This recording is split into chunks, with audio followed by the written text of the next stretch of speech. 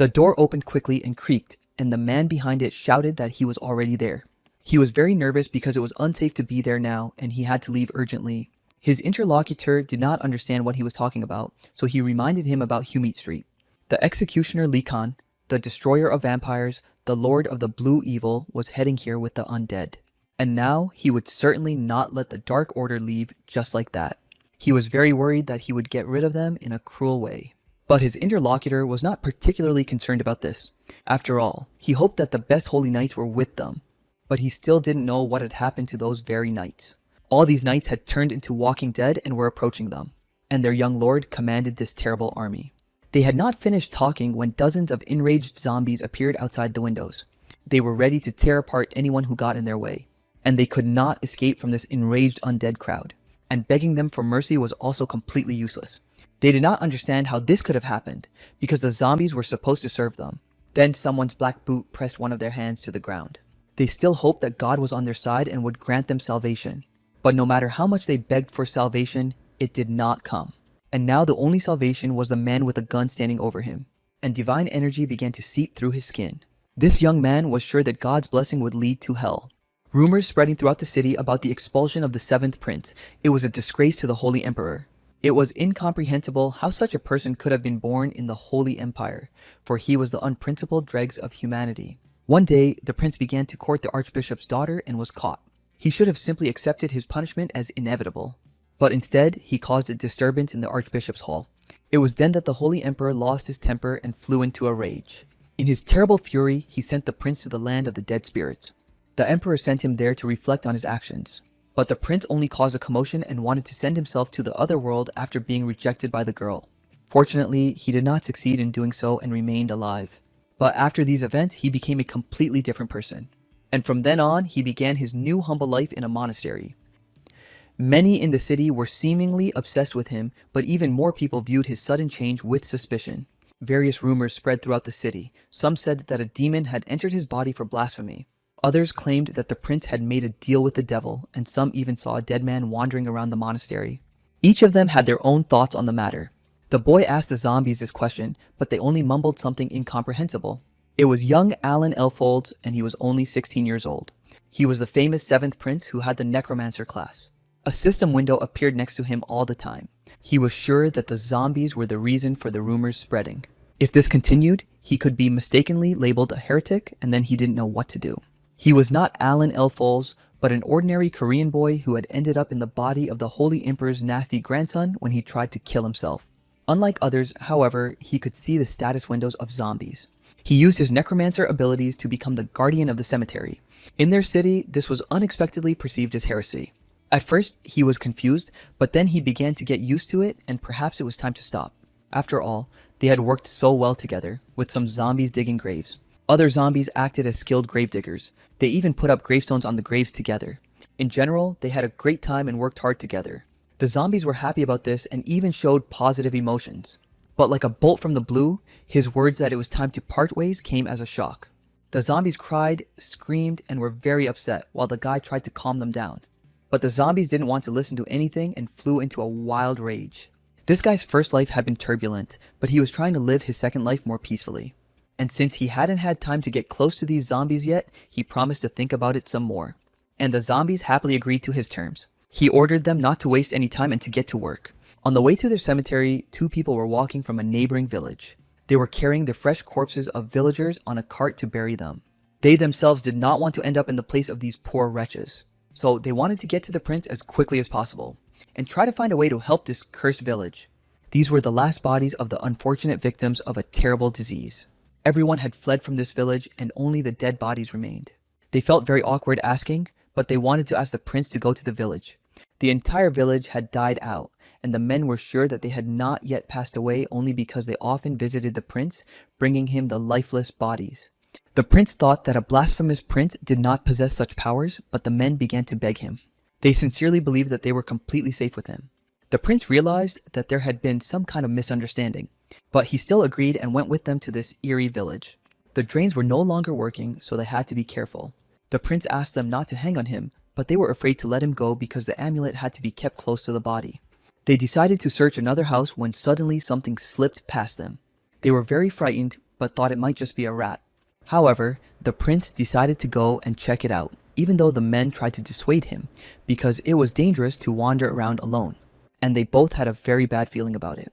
It was as if it was radiating some kind of deadly aura. When the prince approached the house, only a small rat ran out to meet him. Coming closer to the prince, it looked him over and sniffed him. But it was not an ordinary rat at all, but a real monster.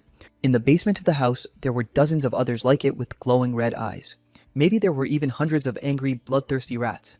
At its squeak, the whole pack rushed out of the basement. When the prince saw them, he realized that they were real evil zombie rats. The last people in the village had probably died because of them. The prince tried to drive them away with his shovel. He struck one of the rats very hard and sent it to the other world. Although he himself did not quite understand how this could have happened, but suddenly another rat nearby squeaked and breathed its last. The prince shouted at the angry pack of zombie rats that he hadn't done it on purpose. But they didn't hear him and knocked him to the ground, attacking him ferociously. During the struggle, he didn't notice that his shovel had fallen into the water. While the prince was trying to fight off the rats, it glowed in the depths. Illuminated by its unusual light, the water flowed down the village street. This was the beginning of the use of a new skill, the Swamp of Death. The prince himself knew nothing about it, not even that he possessed such a skill. The puddle of dirty water turned into holy water, and the rats that spread disease were cleansed. This is how the prince learned that he could use other skills besides raising zombies. He even used his necromancer skills for purification. His body was filled with holy power because he was the grandson of the Holy Emperor.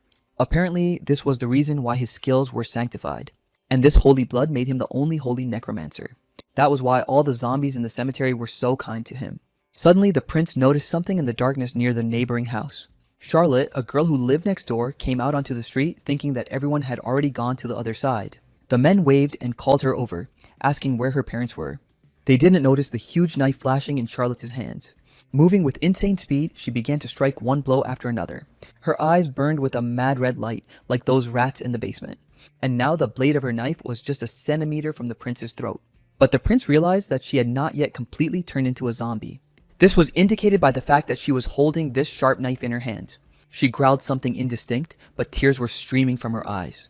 Amidst this growling, the prince could make out that she was calling for her mom and dad. Suddenly, she lunged at him, but he was able to defend himself with the handle of a shovel. When the blade of her knife touched the shovel, everything around them was again illuminated by a bright light. The holy water seemed to burn right through her body. The prince knew that it would hurt her if he struck her now, but he had no other choice and he couldn't look away. The prince pushed Charlotte very hard and dipped her into the holy water. It took a lot of effort to hold her there, but it worked, and the girl began to heal. People from neighboring villages learned that he had cleansed the rats that had flooded the village and saved Charlotte, so they came to the prince in the hope that he would help them. But the prince slammed his book shut and replied that Charlotte had died. Hearing that she was no longer alive, the people were very upset. The prince did not know how he should save people. The blood of the Holy Emperor flowed in his veins, but he had no abilities. The people did not know what to do now, for they had come a long way in the hope that he could save them. The prince could not understand who had told them that he could save people. But suddenly, a man ran into the church with a loud cry. He joyfully shouted to everyone that Charlotte had woken up. It was all thanks to the prince, and Charlotte looked tired, so they put her to bed. People didn't like that he had deceived them by saying that Charlotte had died, but the prince didn't care about their opinion of him. After all, he still had more divine power than they did. But he realized that he would have to help them, but there were several conditions. He saw everything about them, and now before him was Parlock, 75 years old, with a mastery of gardening, chatter, and tricks, but he was full of doubts. The old man wanted help from the prince, but he himself did not trust him, apparently because he considered him worthless. The prince was not going to work for free and said to give him money and food. And they all had to completely restore the cathedral? Hearing this, they wanted to object, but the prince reminded them that their lives depended on it. But the prince had one more small condition for them all. The prince wanted the Holy Knights to know nothing about this deal, because he could get into trouble if the Holy Family found out. Everyone seemed to agree, and the prince was very happy that the cathedral, which had been intended for exile, would finally be put to good use. He was told that 30 dead bodies had turned into zombies, but that was solvable. He shouted at the people to grab their pitchforks quickly, but these words puzzled them. But the prince explained that they had asked him to deal with the zombies, and surely they didn't expect him to fight alone. Smiling, he suggested that they do the hard work while he read a holy prayer. The people in the crowd began to whisper that he was a real demon. Suddenly, an indistinct, terrifying growl was heard from the street. Looking out the window, they saw with horror that the zombies had come for them. The prince ordered them to quickly grab their weapons and swing them as best they could. And on the street, illuminated by the red sunset, was a huge crowd of zombies. They were all slowly walking toward the cathedral, one after another. There were countless numbers of them, but not 30. The prince asked Parlok how this could have happened. But Parlok just laughed it off, saying it was his fault and that he hadn't seen them while he was running. And then a terrible, fierce battle began between the people and the zombies. The people, armed with improvised weapons, barely managed to withstand the onslaught of the monsters. The prince fought selflessly with only his shovel in his hands, but at the first opportunity he used his skill, Swamp of Death. However, using this skill was not the most difficult part. He had once been a necromancer in that other world, and to earn a little extra money, he tried his hand at being a beta tester. But unfortunately, he left this world after being struck by an electric shock. He lost consciousness and then woke up in his new body. But fortunately, his skills from the game also moved with him, and divine power changed his body, but it was not so easy to control it. Every time he used this skill, divine power began to pour out. He didn't know if it could be fixed because it affected everyone. One of the men cried and screamed that he couldn't take it anymore. He understood perfectly well that he was surrounded by zombies. But one of these zombies was his beloved wife before all this happened. He couldn't bring himself to destroy this woman. It seemed that something human still remained in her. But to him, as her loving husband, it only seemed that way. The prince managed to save the poor man from certain death in time. The zombie flew away, hitting the ground, but the man continued to feel sorry for her. The prince reminded him that his wife had not been human for a long time. Her body had long since begun to rot, and her soul had long since been lost. If he wanted his wife to suffer, then he had to run away. If he didn't want that, then he had to stop crying and destroy the zombies. There were countless numbers of them around them. They were everywhere, but suddenly the prince noticed something unusual. The sky above him lit up with some kind of unusual bright light, and like a bolt from the blue, a blonde girl descended to the ground. She was so strong that she jumped to the ground, leaving a deep dent around her. She stood up and asked the prince if he was all right. Autumn and winter had always been times of widespread disease. She thought that was in the past and that next year they would be fine. The girl sincerely believed the words of her beloved mother. Once running into the house, she screamed that the streets were full of rats with red eyes. What she saw in the house shook her to the core. Her father had already become a zombie and her mother's fate was sealed. While she was still alive, she shouted at Charlotte to run. But Charlotte was paralyzed with fear and couldn't move. She just stood there and watched as her loved ones turned into monsters. After the stress she went through, she remembered almost nothing. Street rats and her own parents chased her down the street. She tried to defend herself with whatever she could get her hands on. No matter how scared she was, she managed to protect herself. But suddenly, all the people in the village seemed strange to her. And the rats that had been trying to eat her stopped paying attention to her. She realized that she was becoming one of them and that now there was no saving her. But she still continued to hope for some kind of miracle as any human would. And only one person was able to save her in time. She remembered his words that there was no other way out, and how she briefly sank into the depths of the holy water. Then she woke up in a place she didn't recognize. When she came to, she couldn't understand who he was or where these memories came from. Charlotte was told that it was the prince who had asked for her to be taken care of. There were still zombies outside, so she had to sit quietly. Then she saw the prince shouting at a man to stop whining and start killing zombies. She saw that one of the zombies was about to attack the prince from behind and was very frightened for him. It dawned on her that the prince needed someone to help him. Without hesitation, she jumped out the window to rush to his aid. At that moment, the zombies were already reaching their rotten hands towards the prince, but she made it just in time and was able to help him. This girl was so strong that the prince couldn't believe his eyes. She was able to handle a whole bunch of zombies on her own. The people rejoiced with joy and were ready to carry her on their hands. The prince guessed that this purification before turning into a zombie had somehow affected her. He didn't even know what abilities he had. And he asked the villagers to deal with the remains of their relatives. He understood that people were very tired, but it was better for everyone. The dead had suffered, and the people freed them from their intense pain. The prince promised to help them all with the necessary ritual. The ritual itself was quite simple. They had to bury the dead and wish them peace. This was so that their spirits would not wander among the living and could rest in peace. In fact, that was why the prince had been banished here. In the lands of the spirits, there was a high chance of zombies appearing, and someone had to deal with all the dead. It was all quite strange because he had never heard of so many villages being destroyed at once, and it was still too early for the wave of death to begin. The prince summoned the village elder to talk. He asked if the elder had noticed anything strange in the village, but everything was calm. The infection began to spread about a month ago, so it was quite possible that it was planned. Hearing this, the residents thought he was talking about a necromancer. But the prince meant something completely different by his words. He did not want his assumptions to cause such disgust. But if his theory was correct, then the one who controlled the zombies must have been nearby, and all that remained was to find him. Saying goodbye to everyone, he went to sleep, telling the villagers to take care of the rest. But now he was not a prince, but a simple worker. The funeral had been very difficult, and he urgently needed to rest. But even so, the prince's short sleep was interrupted by wild cries from the street. Half asleep, he couldn't understand what the cries were about and who had stolen what. But suddenly he understood what was going on. It turned out that zombies had stolen a person. People claimed to have seen it with their own eyes. The zombies took advantage of the situation because people were tired after a sleepless night. But suddenly they saw Moriana being carried away by a zombie over his shoulder. Moriana was a young lady who gathered herbs and lived in this village. She used to help the villagers a lot and assist the wounded, but the prince didn't seem to know her. The villagers claimed that she was beautiful and had once rejected the prince. Now the prince remembered what situation they were talking about. People reminded him that such an insult had almost driven him to his death. The villagers wanted to form a search party and go looking for Moriana, but the prince thought that first they needed to check everything. After all, it was the first time he had seen zombies steal a person, and he needed to find out what was going on. Sir Gant, a hunter from the village, might be able to help them track them down, and they decided to embark on this very risky expedition. The prince asked someone to tell Gant to come to him immediately. Suddenly, the prince saw Charlotte standing quietly nearby. They looked at each other silently, and an awkward pause ensued. The prince decided that Charlotte was holding a grudge against him for something. They needed to find the girl as soon as possible before she became zombie dinner. Charlotte also remained standing and silently watched them leave. The zombies moved by dragging their feet along the ground, so they were easy to track, and the men were sure that they had gone there. This cool place was ideal for a zombie hideout. The prince thanked Gant for his excellent work because he had really done a great job tracking them down.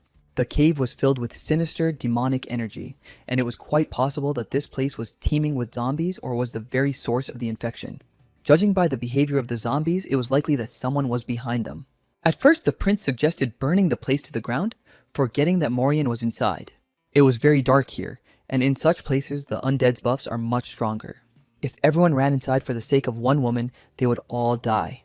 They needed to prepare better and return to the ship, but of course, that would lower Morian's chances of survival. Suddenly, the prince felt someone's presence behind him. Turning around, he saw a huge mouth and burning red eyes.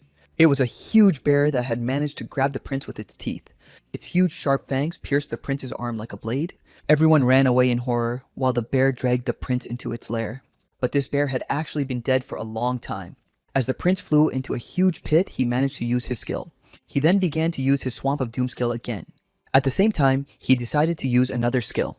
Holding his injured arm, he used the terrifying spell skill. As expected, this healing was ineffective because his divine power was almost zero, and in such moments, it is best to switch to skills. But this skill had no effect on the zombie bear.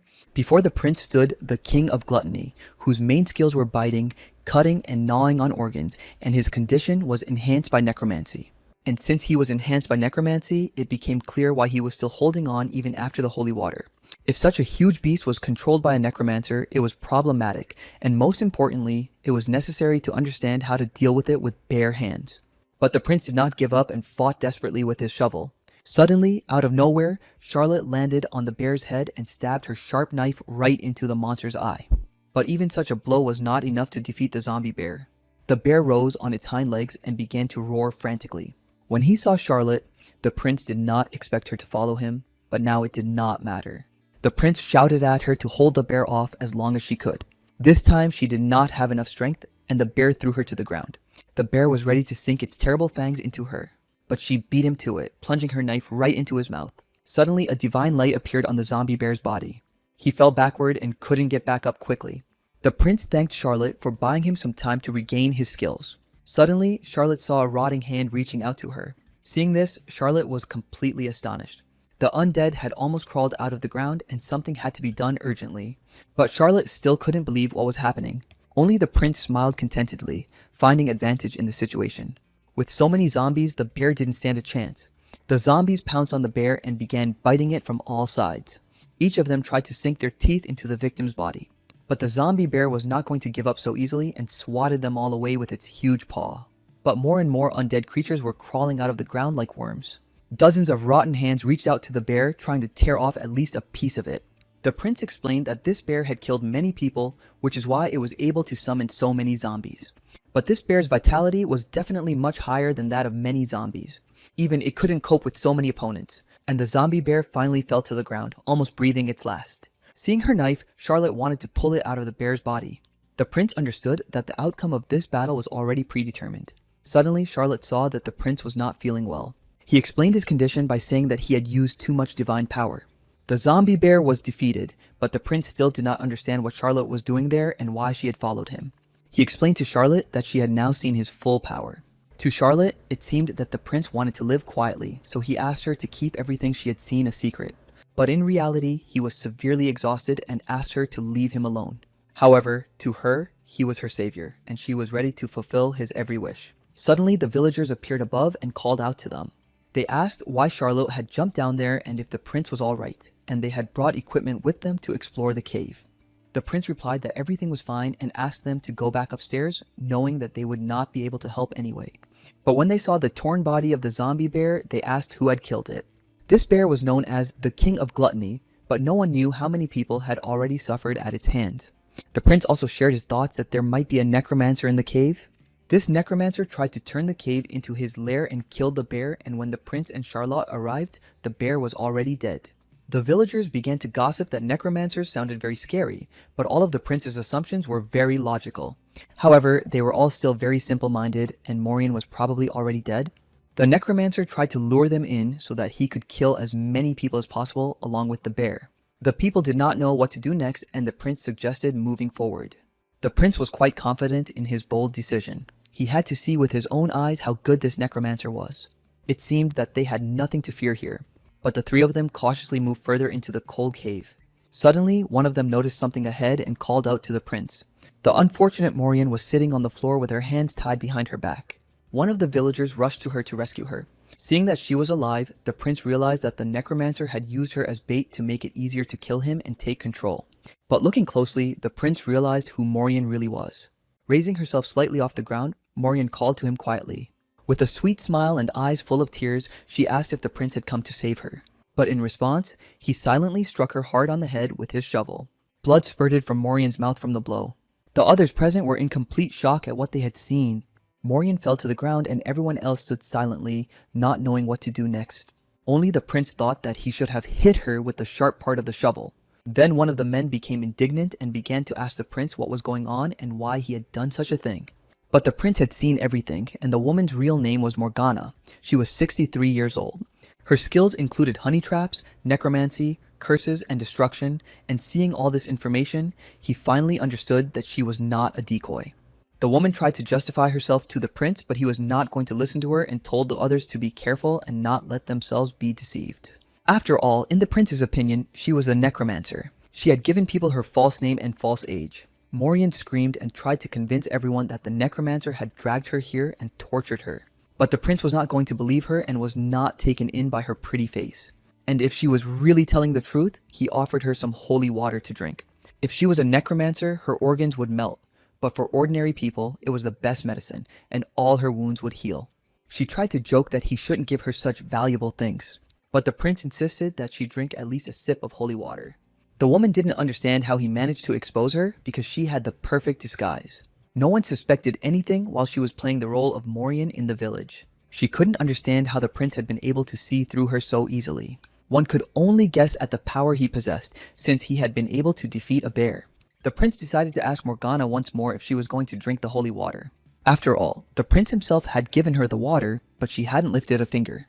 Morgana was going to get rid of him during the wave of destruction. An unknown force knocked the bottle of holy water out of the prince's hands. Skeletons began to crawl out of the ground, and now the prince only hastened his own demise. Morgana had been trying to prolong his life with her actions. But now the prince would have to perish in this cold lair. But the prince was not going to give up so easily and began to beat the skeletons with his shovel. He did not allow the evil spirits to treat him with such arrogance and sent them away while he was still kind. But suddenly, a shadow with red eyes flashed behind Morgana. Charlotte jumped on her back and knocked her off her feet with a knife in her hands. The prince stood with his hand on the skeleton's head and thanked Charlotte for her excellent work. Morgana began to ask indignantly what he had done with her skeletons, realizing that the shovel was the source of his energy. But it was not just a shovel, but rather a sacred relic. Now, however, Morgana had better think about herself rather than his shovel. With her life hanging by a thread, she confessed that her name was indeed Morgana, that she was a 63-year-old necromancer, and that she had been captured again. But Morgana had to go further with her sincere confessions. To stay alive, she promised to reveal who had ordered her to get rid of the prince. She had been ordered to lure the prince and disguise his death as a voluntary departure from life. Thus, it appeared that the prince had been forced to kill himself. It turned out that the prince was not so pitiful, and Morgana could not understand why he was so indifferent. She received the order to destroy the seventh grandson of the Holy Emperor from the Dark Church. With the help of the bear, she realized that the prince was also a necromancer, and if the church found out about it, they would not let him go so easily. It turned out that Morgana had seen the prince and now she had to be eliminated. But she begged for mercy, promising in return to keep everything about the prince a secret and reveal everything she knew about the Dark Church. But since she could blab so easily, it was not worth giving in to her pleas, and the prince decided to entrust the fate of Morgana to the villagers. Among them were many people who had lost family members because of her, and she had to pay in full for all her sins. The villagers decided that she should receive as much evil as she had done. They decided to torture her until her last breath and then leave her in the forest. Then her body would be devoured by animals. Her remains would become undead, which was a fitting end for a necromancer who had mocked the dead. After hearing all this, the prince thought that it was to be expected from the villagers. And of course, now the prince's mind was occupied with completely different thoughts. The prince began to ponder the existence of the Dark Church and its activities. Much about this church was described in various ancient books. Of course, he would not be able to find out everything, but he managed to steal a couple of such books, and now they were stored in his inventory. The prince wanted to learn how to talk to spirits, but he thought that it was unlikely that he could acquire such a skill from these books. And so he began to study these books carefully, page by page. Morgana also mentioned in her speech an event known as the Wave of Death. He needed to read more about it and about the killing. The prince tried to understand whether his brothers were behind all this. Since he was a prince, perhaps they were trying to get rid of a rival to the throne. And it was quite possible that this was a real struggle for power. It was all very confusing, but such was the reality of being a member of the royal family. He thought about how they could really destroy him, so he needed to improve his skills as soon as possible. Charlotte quietly observed all these thoughts of the prince. After all, everyone had been saying for a long time that the prince had changed a lot. He wasn't particularly big, but he was always the first to jump into battle. He single-handedly managed to save the lives of many residents of this village. And while Charlotte was coming to her senses, he took care of her parents' bodies. All these thoughts and reflections brought tears to Charlotte's eyes. She wanted to thank him for saving her and her parents, but that wasn't enough. Danger surrounded him, so he needed protection. Charlotte took out a guide to the imperial art of sword fighting. After all, in order to protect the prince, she needed to become stronger. One of the books stated that the undead evolve over time. When the bodies of the dead decompose, they turn into skeletons. But if they manage to preserve their bodies, they become stronger versions of ghouls. In turn, such a ghoul then turns into a dullahan, from a doula to a lord, and then it reincarnates into a bloodthirsty vampire. The further they develop, the smarter and stronger they become. When zombies are in the dark, the mana accumulated in the darkness triggers the development process, which is why these creatures strive for strong mana. The place where all zombies were summoned was called the Land of Dead Spirits. To prevent their flesh from decaying in warm weather, they went to dark and cold corners. When the cold season arrives, the desire to find the Land of Dead Spirits reaches its peak. This time is called the Wave of Death. December 25th is the coldest day of the Wave of Death, the day when Aemon, the king of the dead, died. This is the day when all the undead go to the Land of the Dead Spirits to regain their lives, and there is about a month left before the Wave of Death. The witch Morgana planned to kill the prince with the help of zombies. At that moment, Charlotte approached the prince and said she would help him if he let her do it, and he handed her the book he had been reading so intently. He didn't even ask her, but she continued to come to the church every day. She not only sorted through books, but also cleaned up, looked after the cemetery, and prepared food. But the prince thought that sooner or later she would leave anyway. As far as he knew, Grill had adopted her, so now she had a home to which she could always return. Grill looked very scruffy, but he was a good guy. Suddenly, there was a clang at the church door. The doors opened and knights appeared on the threshold. These unexpected guests were the Knights of the Holy Cross. The prince was even frightened by such an unexpected visit. Before him stood Harmon Diane, deputy commander of the Knights of the Holy Cross, who had heard that the prince had captured the witch Morgana. The prince noticed that Diane had decided not to even greet him, apparently because he treated him as an exiled prince. The fact that the Knights of the Holy Cross had already heard the latest news pointed to one detail. It meant that the prince was being secretly watched. The prince said that they had captured her together with the villagers, and the knights had come to verify this. The knight asked again if the prince had really fought alongside the villagers. They also knew that the prince had destroyed the king of beasts with a garden tool. But they also had information that a man named Grill had destroyed the zombies and cornered the witch with holy water.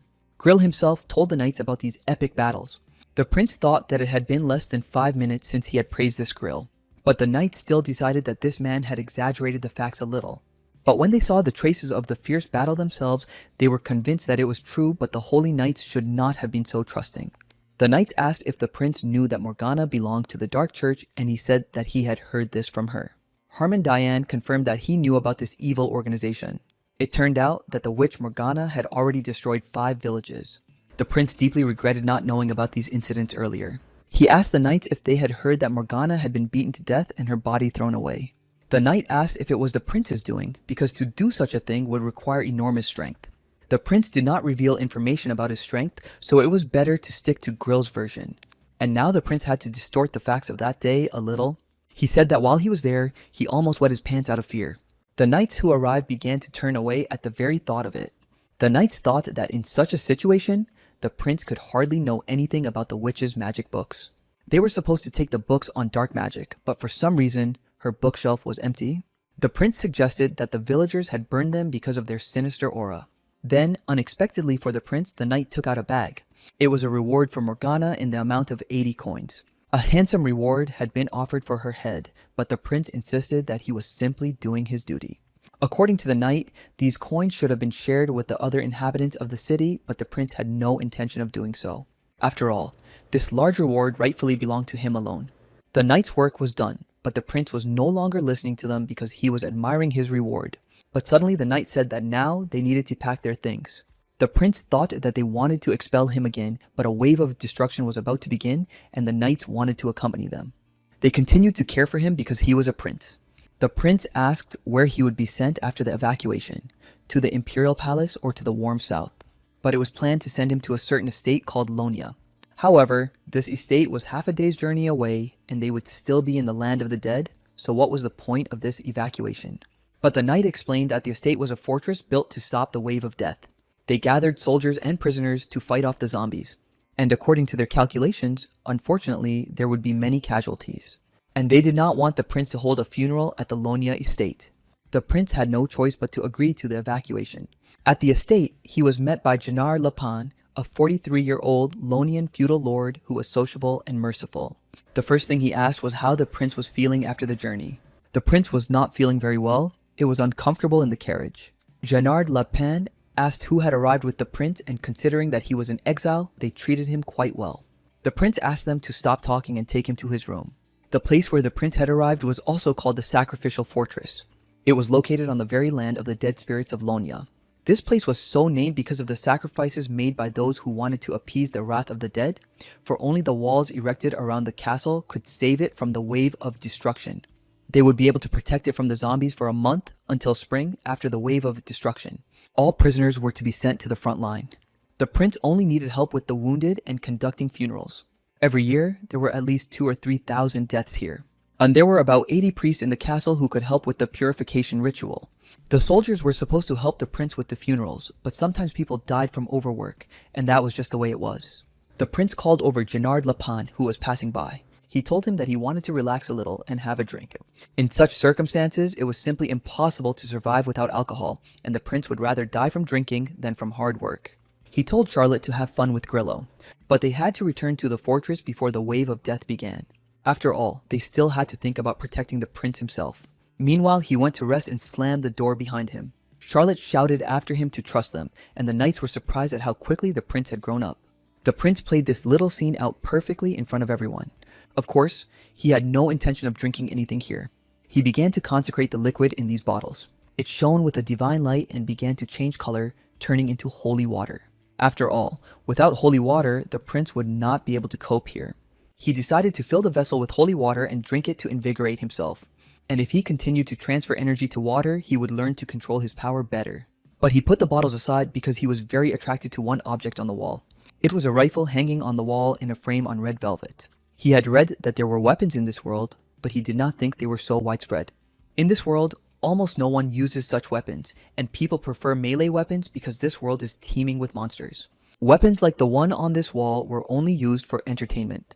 The thing is, instead of gunpowder, such a rifle needs mana. It could be loaded with mana or holy water, but then the mana consumption would be too high. So even experienced mages could only fire 5 shots. After all, it takes 5 minutes to create a bullet with mana, so it's no surprise that no one uses it. In movies, zombies were destroyed with a single shot, but in reality, this was not the case. First, you definitely had to create the bullet itself. Then, of course, you had to aim carefully at the zombie, and only after all that could you fire at your target. The prince was also able to successfully create a bullet using holy water. He also activated a new divine energy skill, but the noise from the shot attracted a lot of attention.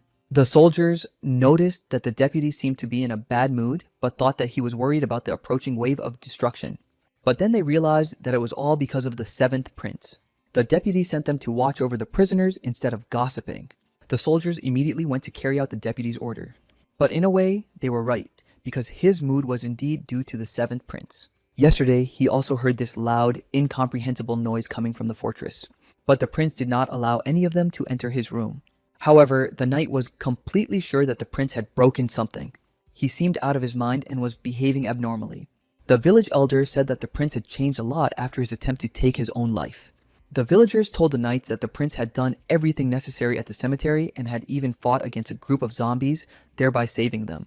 But the deputy commander of the knights decided that the villagers were talking nonsense and that the prince had most likely blackmailed them. Perhaps he threatened them with physical violence so that they would repeat the prepared speech to the knights. But it was unclear how the prince managed to defeat such a powerful necromancer as Morgana. This meant that the guy named Grill was very strong, and the situation became even more confusing. The knight decided to write a letter of recommendation so that Grill could take the exam for the title of Holy Knight. But suddenly he heard a noise around the corner and decided that the prisoners had rebelled again. He ran out from around the corner shouting that they had caused trouble before the big battle. But he was stunned by what he saw and couldn't react quickly.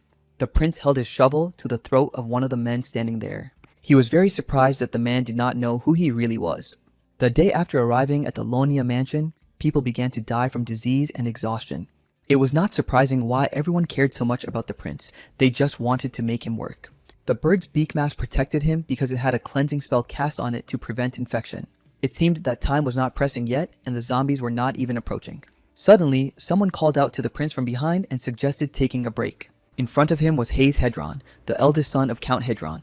He decided that the prince, like himself, was a student at one of the academies. He thought that he was here because of disciplinary punishment. Children from noble families could easily get exemption, but they thought that the prince was just a country bumpkin from the outskirts. If he wanted to live peacefully and quietly, it was better for him to listen to Sir Hayes. After all, he had come all this way to find a servant he liked. His gaze fell on Charlotte, and he decided that she would suit him. Hayes asked the prince if this girl was his servant.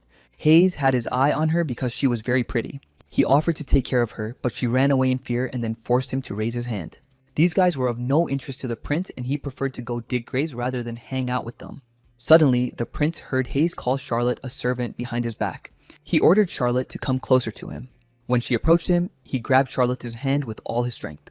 He suggested that she have fun with them instead of with her busy master. Charlotte replied that she was not in the mood for that, but Hayes responded that no one was going to have fun with a commoner like her.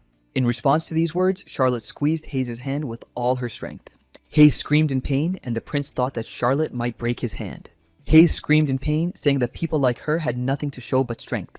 But the prince couldn't take it anymore and interrupted him, telling him to stop insulting Charlotte.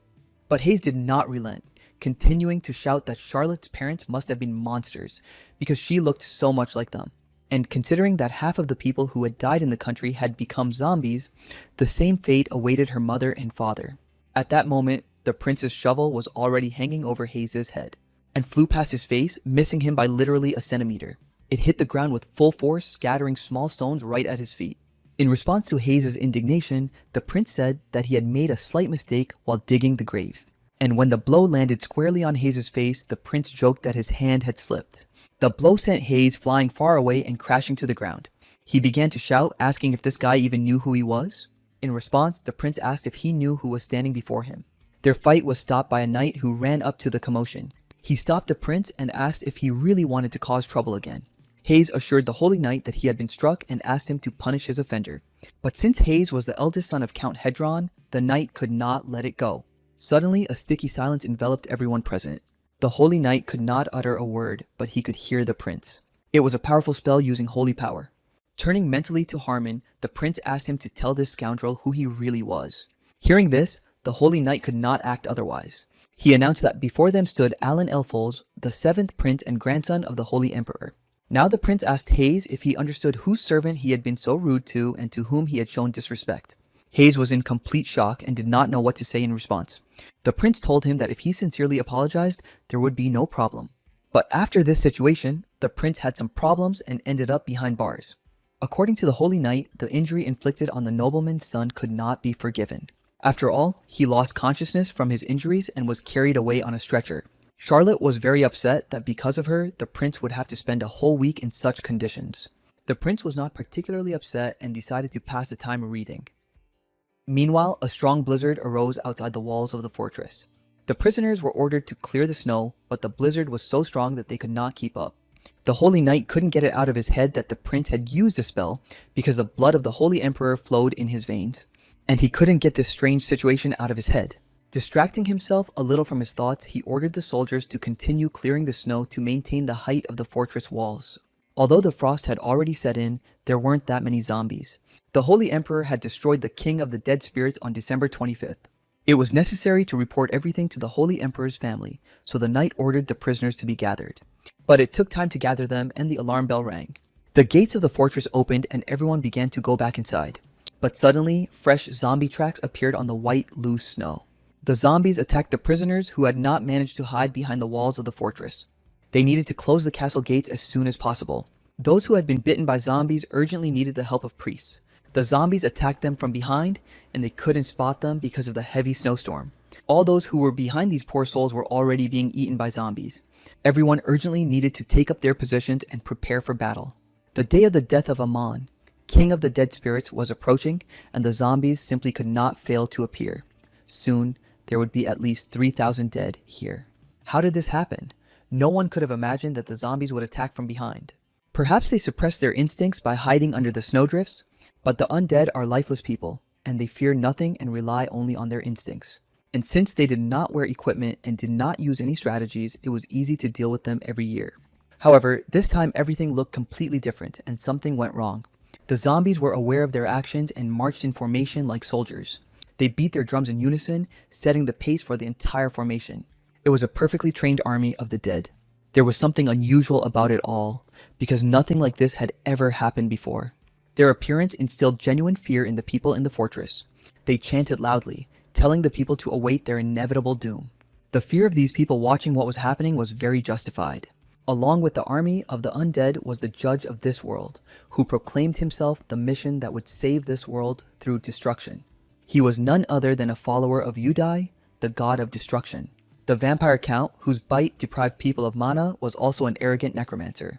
The prince did not know what was happening outside, but he could hear the noise coming from there. And for some reason, no one had brought him food to his cell today. The prince wanted to call out to someone, because it was wrong to leave him hungry. But then Gennard Lepin ran up and shouted for the prince to come out quickly. The prince was surprised, because he was still under guard. But Gennard explained that this was not the most important thing right now, because there was a whole squad of dead people on the street. The prince thought that they wanted to release him simply because they needed workers, but that was not the case. There really was a whole horde outside. This time, the vampire count had brought an entire regiment of zombies with him. Gennard Lepin claimed that this vampire spoke their language and controlled other monsters. He himself did not know exactly what had happened because now the Holy Knight Harmon was fighting them off. The fortress could fall, so the prince needed to evacuate to a safer place, and Gennard Lepin had to escort the 7th prince there. Suddenly, there was a noise upstairs. Most likely, it was a group of zombies and they needed to quickly exit through the back door. But suddenly, growling zombies began to fall from the ceiling. They fell into the chamber where the prince was, along with pieces of the ceiling. The prince was very frightened by the surprise and screamed. After all, the cell where he had been just a few seconds ago was now filled with zombies. And this pile of dead bodies was ready to attack at any moment. They realized that the huge vampire count had thrown a crowd of zombies at them, and now the dead had invaded the fortress. And since they were already being attacked here, the prince was afraid to imagine what was happening outside. After managing to close the cell door, the prince shouted to Gennard Lepin to quickly pull himself together and go command the soldiers. After all, the more people died, the more zombies there would be, and he ran to find shelter for the inhabitants. For now, The prince did not know what to do next because he had managed before because the monsters were not very high level. But now there were too many of these undead creatures. In such a situation, his only option was to flee. To achieve this goal, the seventh prince used holy power. With its help, he was able to stop the zombies that were in the chamber. While the zombies lay motionless, he had to do something urgently. He had to seize the moment and get out onto the street as quickly as possible. The prince did just that, passing through a hole in the wall and finding himself on the street in a heavy snowstorm. But outside, the terrifying growls of the undead could be heard from all around. Unable to cope with their onslaught, people screamed and called for help. The zombies attacked them from all sides, leaving them no chance of escape. There was nowhere left for these unfortunate people to run to in the hope of salvation. The soldiers ordered those who could still escape to run while they held back the crowd of the dead with their shields. But behind them too was a huge pack of growling, hungry zombies. The prince did not know how long he could hold out in such a situation thanks to the holy water. He gripped the handle of his shovel tightly because everything was not going as he had thought. He had a feeling that the goddess Gaia was angry that she could not control them.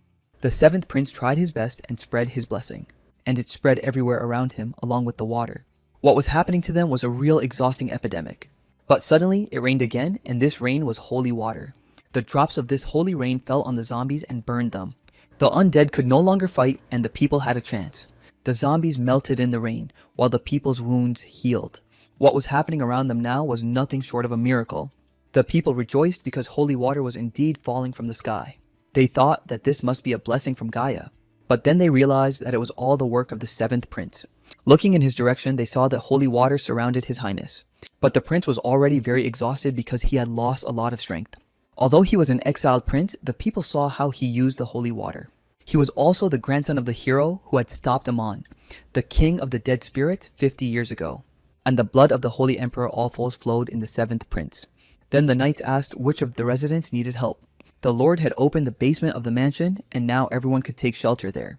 The people were happy to be alive and finally able to escape. All this was thanks to the prince, but he had only summoned rain inside the fortress and was already very tired. The soldiers also did well in this difficult situation. The seventh prince called on them to go with him and help the holy knight. It was impossible to get rid of the undead with such ordinary weapons, so the prince gave the knights his blessing. He was doing this for the first time, so he did not know how long it would last, but now their weapons had a holy buff. Now their weapons were not so useless, but they still had to pay him for saving their lives. And the prince called them all to follow him, because they would have to fight for their lives.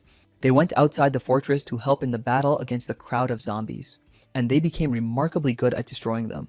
The soldiers barely touched the zombies with their weapons, and they were already dying. Now their swords truly had holy power. This greatly encouraged the soldiers to continue the battle. Now they understood that they had a chance of victory. They were confident that they could deal with these undead creatures because they had the hero's descendant with them. But suddenly they saw a huge Dullahan approaching them. It was a truly terrifying sight that frightened the soldiers greatly. After all, they had never had to fight such an enemy before. The soldiers realized that they could not defeat such a monster on their own, and now a rifle that the prince had seen on the castle wall came to their aid. The seventh prince decided to fire at the monster from a distance. Apologizing to the soldiers, he took his shot at the target. It was only the second shot the prince had ever fired, so he wasn't very skilled at it. The vampire count sensed the energy of life, for there were pieces of fresh meat that he had not tasted in 50 years. He was curious to see how juicy they were, and if he turned them into zombies, his regiment would become even more powerful. He had been waiting for this opportunity for 50 years, having gone from a soulless zombie living by instinct to a ghoul, and from a terrifying ghoul to a terrifying Dullahan, and then to a lord. And now he had moved on to the next stage and become a vampire. This was the path he had taken before he gained the ability to think. All existing vampires were divided according to the mana they possessed. He had become a vampire not so long ago, so the others had not yet recognized him, but he was confident in himself because he was a count. And it was in the hands of the vampire count that the skull of King Amon was held. Thanks to it, he was able to gather in a couple of decades the amount of mana that would have taken him at least 100 years to gather without it. He was able to command an army of 20,000 zombies and was soon going to surpass the count's level and become king. Ordinary holy water no longer frightened undead of this level. Approaching the fortress, he shouted to the knights to surrender and become the dead. The soldiers at the fortress were not to stop shooting. They had to hold on and not let the undead break through, because when the sun went down, they became stronger. And they had to destroy at least one more, because if they lost, it would be the end of the village. It was impossible to transfer command of this position to someone else because the army was too close. If something happened to the village, it was unclear what would happen next, and at times like this, they really wished the Holy Emperor was there. Suddenly, the Holy Knight heard someone approaching behind him. It was Charlotte, and she was sure that the village was safe. She was holding a pile of spears and arrows and said that their prince was with them, and she would selflessly defend the place where His Highness was. The Holy Knight was very surprised by the words of young Charlotte, but he agreed with her decision because he thought she was just a servant. Charlotte had heard that the 7th prince wanted the weapons to be carried up to the fortress walls. But even experienced soldiers could not carry so many weapons, and the knight could not understand where she got such strength. Even a child like Charlotte tried, but the Holy Knight himself was not weak. They were all very determined to deal with the approaching enemy. But if necessary, the prince was ready to break through himself and cut off the vampire's head. Meanwhile, the enemy was preparing a new batch of zombie shells. Hearing the screams and commotion outside, Charlotte and the knight tensed up. At that moment, a whole crowd of dead people flew into the castle. The Holy Knight understood that this was very dangerous and ordered Charlotte to stand behind him. He prayed to the god of battle, Heine, and asked him to grant him strength. But then Charlotte grabbed her sword and rushed forward ahead of the knight. She aimed her sword, filled with incredible power, directly at the zombies. The remains of the dead, torn into several pieces, flew in all directions. The Holy Knight was shocked by what he saw and could not understand how such a fragile girl could do such a thing. After all, he saw with his own eyes how she cut the zombie in half, and the evil creature slain by this girl could not even get up.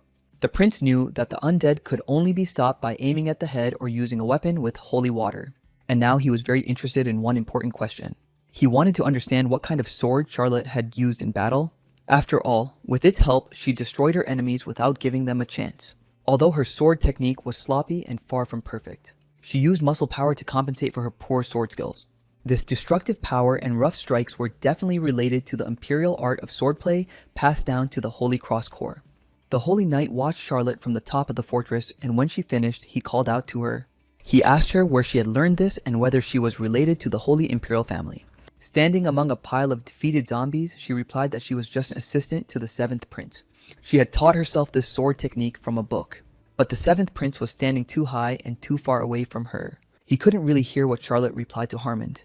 When the priest ran out of holy water to heal the wounded, they had to use the water they had brought in a huge box. The 7th prince had given them these vessels, saying that he had brought holy water with him just in case. They were very lucky that he did so, and Gennard Lapin asked where the prince himself was now. One of the soldiers replied that having returned from the battlefield, he had taken the remaining soldiers and gone to help on the wall. Everyone thought that Gennard Lapin had given him permission to go back into battle. Everyone praised the prince and his holy power, and it wasn't that Gennard didn't trust him. He was just worried that no one would be left inside the castle walls. After all, shields and spears were scattered everywhere, and everything was covered in blood. Suddenly, out of nowhere, a new group of soldiers came to their aid. But these were no ordinary people. They were zombies dressed in military uniforms.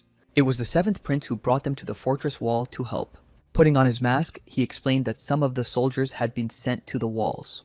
The soldiers were surprised that anyone was still alive, as the situation at the main gate was dire. The prince hoped that due to the commotion, no one would look closely at the faces of these soldiers. The prince distributed all the holy water, so he didn't have enough for himself and couldn't activate his new skill, Ghost Soldiers. He needed to raise old soldiers, but that was too difficult, so the prince simply used the dead bodies from the village. If they were caught, it would be the end, so the prince decided to cut open their faces. Seeing the prince, one of the soldiers said that it would be better for him to stay behind, but the prince said that he had a couple of things to do on the way. He wanted to try using his rifle again.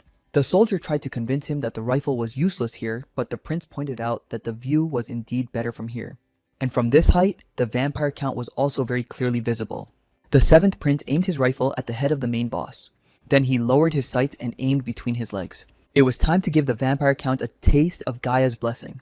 At that moment, one of the holy knights ran up to the deputy. He said he had heard that the evacuation was complete. He asked for permission to help here. Fortunately, the situation in this place did not get any worse. The soldiers had somehow obtained weapons loaded with holy water. Some of the fighters were as skilled as the holy knights, and more fighters arrived just in time to help. In general, the situation had not worsened, but they did not know what to do with the vampire. They had already used arrows and stones for long-range combat, but all their projectiles were blocked by his magic shield. And even if they loaded their guns with holy water, they still couldn't pierce the shield created by the vampire. It turned out that they would have to break through hordes of zombies to get to the vampire. But they couldn't even fight back properly, so it was impossible. But suddenly they saw something unusual happening, something that ordinary priests were not capable of. Everything around them was illuminated by a bright light, and the prince turned to Gaia, the goddess of love and mercy. He asked her to send holy salvation and allow him to use the power that strikes the dead. This was necessary for him to break through the vampire's shield. And at that moment, the goddess Gaia heard the seventh prince's plea. Small particles of light in the pitch darkness reflected the face of God. This was the blessing sent down to them from above by the goddess Gaia. But even the most experienced priests rarely encountered such a thing, and no one could have imagined that there were such powerful priests in Lonya. And then someone suddenly said that the seventh prince was standing above. It was young Charlotte, and she recognized the light of the seventh prince. The holy knight Harmon looked at the girl with disbelief. After all, it was strange that the prince who had opposed the goddess had received her blessing. If this was true, then the seventh prince was inheriting the goddess's love. Now it was time for the prince to taste Gaia's blessing. The seventh prince pulled the trigger and fired a bullet at the vampire. The bullet flew down the road, striking ordinary zombies with its power. On its way to its target, it encountered the vampire's protective shield.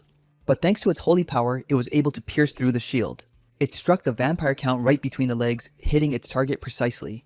The main boss of all the undead cried out in pain from the force of the blow. The method of gathering holy power was described in detail in the Book of the Holy Emperor. And this book described something else very remarkable. If all magicians used spells and mana for their purposes, then priests, on the contrary, were aided by prayers and holy water. Necromancers, on the other hand, could use life and magical power.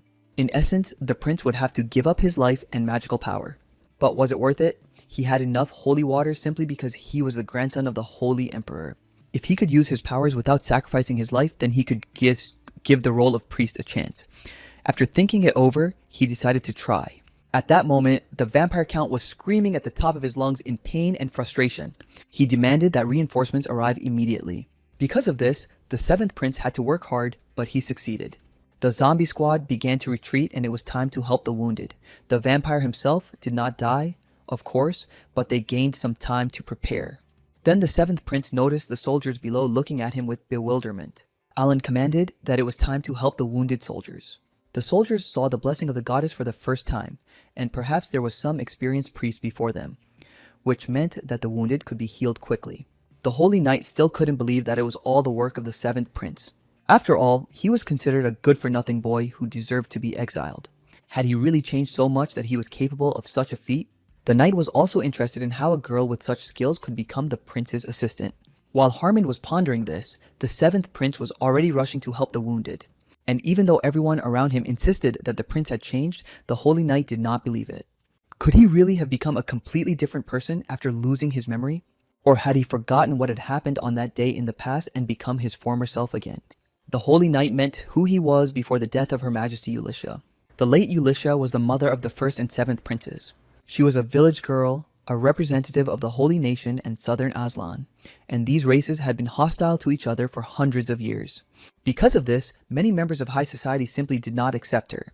However, the son of the holy emperor fell in love with her with all his heart, and they married, and thus the first prince was born. The imperial family had too much influence, and two ladies of noble blood were presented to the son of the holy emperor. After this acquaintance, several more children were born. Despite everything, Elisha gave birth to the seventh prince. Everything seemed to be going well. The boy grew up and his mother loved him very much. But when the boy turned 10, Elisha died suddenly. On that day, she was attacked by a vampire during a night walk with her sons. Elisha tried to protect the seventh prince but was torn to pieces. The first prince, who barely survived that day, began to suffer from a curse. After this incident, the kind-hearted seventh prince became insensitive. They say he was so shocked by what he saw that he went mad. Could a man who lost his memory after attempting to take his own life ever be the same again? Although memory loss could have nothing to do with holy power. And it didn't matter whether the prince lost his memory or not. The question was why he kept his holy power a secret in the first place. Thinking about this, the holy knight thought that perhaps he did not want to attract the attention of the imperial family. And perhaps the prince was planning revenge, and the imperial palace was not kind to princes and princesses. The princes had a hard time because high society never missed an opportunity to make a snide remark. And perhaps the seventh prince wanted to take revenge on the nobility and the vampire for the death of his mother. It was quite possible that he planned his exile in order to become stronger away from constant surveillance. The knights had a direct connection to the imperial family, so Harmon understood why the prince behaved that way around him. As for Charlotte, it was quite impossible that she was from a good family. In the memories of the holy knight, Elisha had always been kind and sweet. And when the first prince ordered him to call for help that night, perhaps he should not have left, and he regretted it to this day. No matter how hard he tried, he could not forget the shame of not being able to protect them. All these thoughts brought the knight back to the idea that the seventh prince was planning revenge. And for this, he was willing to endure insults and cruelty. If the seventh prince wanted to avenge his mother's death, the Holy Knight would help him for a long time. But to carry out these plans, they first needed to deal with Lonya. Seeing the soldier walking, the Holy Knight asked if he was patrolling the area. But the soldier did not answer, and the knight thought that he had not heard him because of the wind. It was strange that the soldier was walking at night without a lantern, and this led the knight to wonder if he was human at all. The Holy Knight Harmond rushed towards this strange soldier. Their two sharp blades clashed in a fierce duel. But then the mask on the soldier's face slipped slightly, and the knight saw that he was facing a zombie. And there was definitely more than one of these extremely unusual soldiers here. But these zombies did not only radiate demonic energy. It was very strange that they also radiated holy power. But be that as it may, the Holy Knight could not just leave it at that. Harmond had to destroy this evil as soon as possible. And the Holy Knight already raised his blade above the zombie's head. But suddenly, someone nearby shouted the word, "Stop." Hearing this command, the zombie immediately stopped moving. It was the seventh prince, and the Holy Knight asked him what was going on. The seventh prince asked Knight Harmond to lower his sword. The two of them walked through the fortress, and the prince asked the knight if he had finished rearranging the troops. But before answering all his questions, Harmond decided to ask the prince something. He wanted to know if the prince used necromancy, but the prince remained silent, and an awkward pause ensued. Alan just joked that he didn't know himself, but the thought that he had been caught and that this was the end was spinning in his head. But the knight was sure that this was not something to be talked about so carelessly. Had the prince begun to study necromancy? But he didn't know how to answer. The prince asked how the knight knew that he had summoned the undead, because due to his memory loss, he didn't know where he had gotten such abilities and had done it to help in battle. The seventh prince understood that the bright knight would not believe him if he said that he had been reincarnated.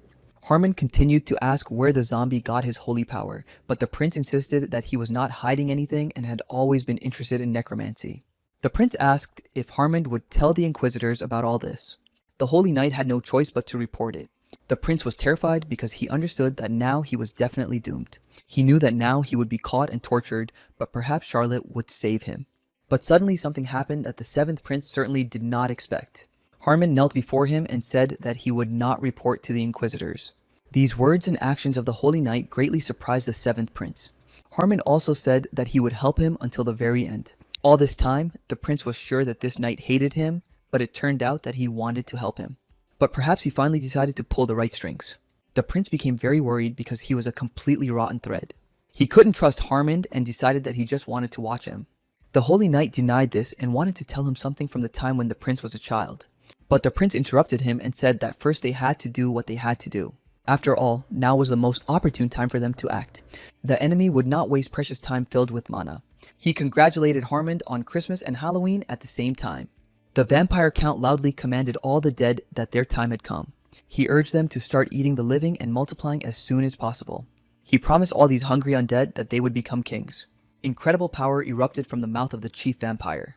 Seeing this, everyone in the fortress was told to hold their positions. Turning to Sir Gennard, one of the boys said, trembling, that he didn't think he could do it because his jaw, where the prince had struck him, still hurt. For a second, Gennard wondered if he was making the right decision. But with every step, the army of the undead was getting closer to the fortress.